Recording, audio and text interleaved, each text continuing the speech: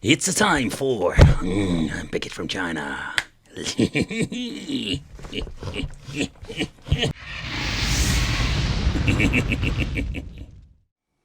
Hey guys, welcome back to the channel. It's awesome that you're tuning in. So in this video we have something very interesting, or maybe it is.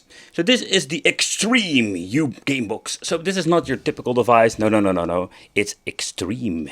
So yeah, it says new 2021, but it's already like a year old. It's kind of interesting to see like how they completely messed it up when it comes to the print. And yeah, I just recently bought it, so I don't know what's going on over there with the 2021. So we have like 100% brand new and high quality guaranteed. Ooh, that's a very bold statement, I can tell you that. So it comes with a lot of support, but here you can say like just your basic typical 8-bit, 16-bit, and of course, Classic Edition. So yeah, we use 1080p output, so to be honest, but this time, normally like they're always slapping like 4K on the box like this, but it isn't. So let's see, we do have like folder favorites, Famicom, Super Famicom, Game Boy Advance, Mega Drive, and Arcade. And it comes including 2 controllers. But let's take a close look what's inside. Alright, so the controllers are quite cute, and I must say like I really like how they are looking, the nip controllers. It comes with an analog stick. It's not one like the one Nintendo Switch. It doesn't, yeah, it does have like the same kind of rubberized joystick, but it doesn't have the click. And it comes with a very not, let's say, tiny but not comfortable like D-pad. Like if you need to play it, it's not very comfortable. We do have like the 6-button layout over here. Very cheap feel. Simply this one only works on one single AAA battery, so that is cool. So they also have programmed the controllers, so it already says over here number 2 and number 1 over here for 1 and 2. So, and there is no dongle whatsoever, so we're just going to get ourselves this device, like HDMI plug and play dongle. We have seen it many times before, but the question is what are we going to get in the inside? That is something we're going to do later on with the teardown, and it comes with an 8GB SD card. So there's nothing like very interesting here. So in my case, I'm going to use an extension, and the reason why, because when this freaking like dongle is too thick, I can't get it in. And oh, they give us one extension over here. Oh, like rubberized. Ugh, don't like that. So that's what we're going to do. Plug it in here. And it also comes with a micro USB cable, because yes, this thing needs some juice from the television or using 5-volt power supply or phone charger. So let's take a close look again here where we're going to get more. The nips are toilet paper manual with nothing like a great, yeah, there's not a lot of information in here. I have a mix of, let's see, English and other language. Basic explanation how it works, but it's absolutely rubbish. Well, let's take a close look at the system and let's plug and play. So in my case, there are basically 2 ways to connect this.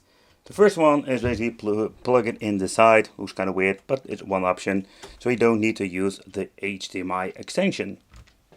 Okay, so this thing is way too thick for my port. So that doesn't work. So we need to do, and I'm going to connect it like this. Alright, so let's plug it in here. Looks kind of weird if you ask me.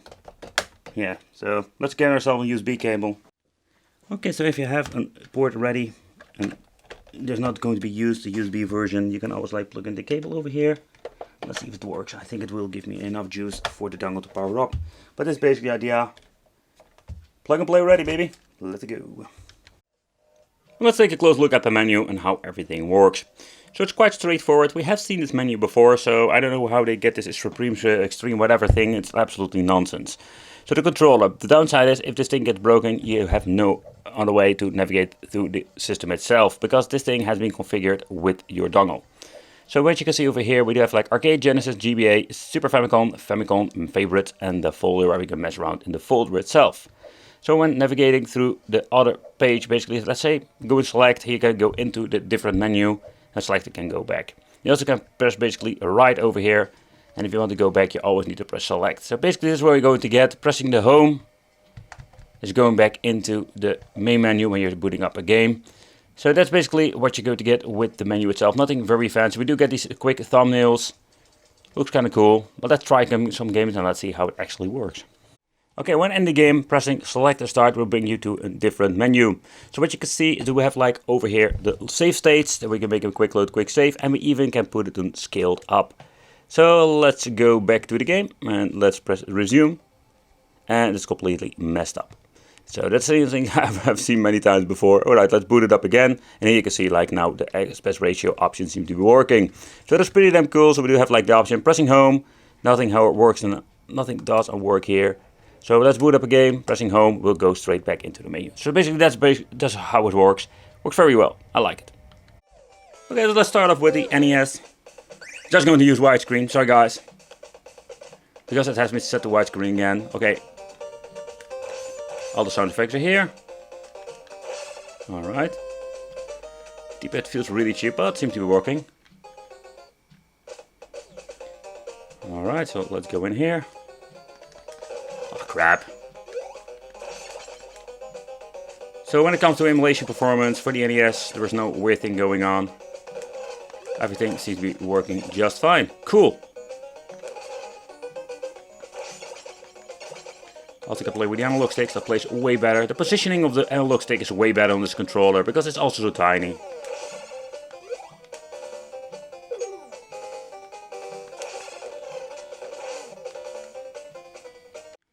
Alright, so let's try some Super NES.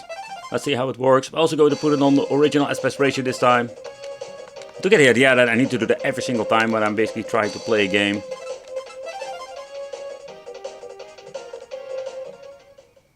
So far so good. I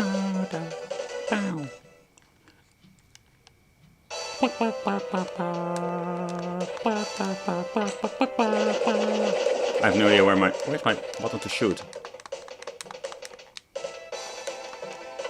What the hell is going on? Oh, there it is. What the hell, man? What a weird situation.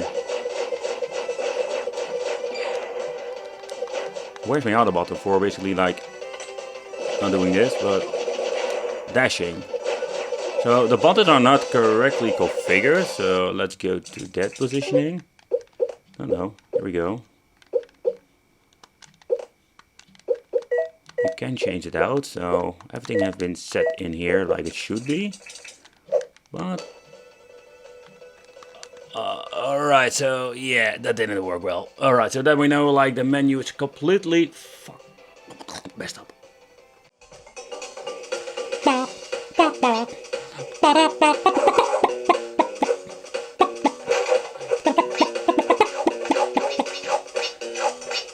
So what I can hear over here, that everything seems to be sounding like it should be. No audio delay.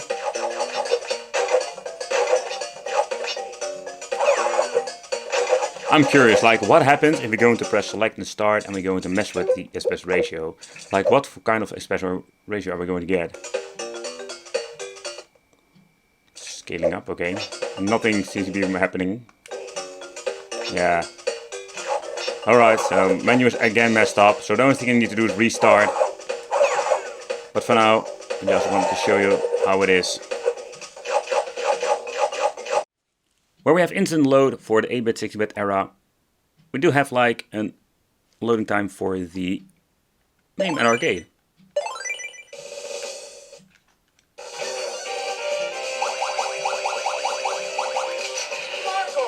Alright, let's go to the settings. Alright. Oh, here we go again. Whatever. Let's go on.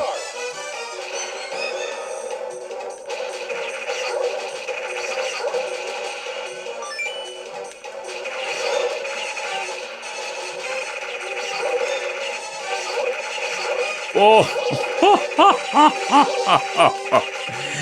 See, it's like freaking stuttering! Oh man, this is unplayable.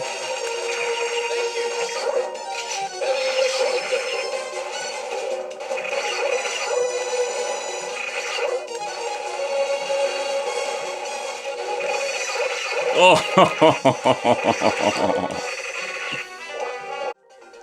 Alright, so let's try some Sonic 3. Don't see weird screen tearing whatsoever.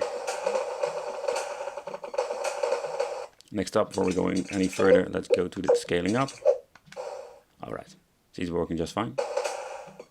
I paused the game, my mistake. All the sound effects are here, stereo sound effects, no delay. You know, the D-pad I really hate it, but for, let's say, the typical like 2D platforms are just fine. Let's see how they look No, they didn't mess up the 3D part of it. Let's go back to the widescreen. Let's see if it's still messed up. Alright. So when it comes to Sonic, Sega stuff, seems to be working just fine. Alright, so let's take a close look in the inside. So the first thing I'm noticing is like it's getting really hot, and that's the downside to these things. I'm curious they even added some like minor passive cooling to this. Let's remove the SD card, because otherwise I'm going to destroy it. Another downside to this, I'm guessing like a lot of information is on here, and I mean with information maybe some part of the firmware. So I did see like some people like mess it up, like formatting it, or the cards go dead. So especially this part is made out of metal, or it feels like metal, but it is getting really hot to a point I cannot even put my finger on it anymore. Alright, let's hold it. Let's see if I can find any gap to open it up. Oof, it's very tightened up. Yeah, there we go. Oh, I can even use it with my fingernail with that. Alright, so, oh, they added indeed like some minor cooling to it. So they did listen to the... I'm always thinking they listened to my previous video where I like basically explained and also like complained that they didn't use any cooling whatsoever. So they tried to improve, but it's still getting really hot. Okay, that is interesting. So when you're looking, I'm trying to show you in here because it's very difficult. But it said here like spread. Trying like what the hell is this kind of chip they're using for this? So that's quite interesting. Huh. And here we do have like the Elpida, that is, I'm guessing, the RAM for this. So when you're looking at the specification, the way how they made it is absolutely different. Yeah. Construction wise, they did improve it here and there. So with a minor like cooling, of course, we don't have a lot of space for adding a lot of cooling. Otherwise, this stick is going to be even more huge than it already is. I have seen my share of shitty game boxes whatsoever. But this, to be honest, I was, to my surprise, not the, let's say, the worst one. Like the software with the aspect ratio, it's a mess, absolutely. Another thing you need to take consideration, if your controller breaks or you drop it or you go in range mode and you throw with it, you will have a problem. Simply because when it's broken, there is no way of basically like configuring new ones. They work on 2.4 GHz, I don't notice any delay. I personally hate the freaking like D-pad because even when you like try to navigate through the menu, it's very difficult. Sometimes you want to press down and you can already see like when pressing it here, like it also registers the right over here. So in overall, it's not the best.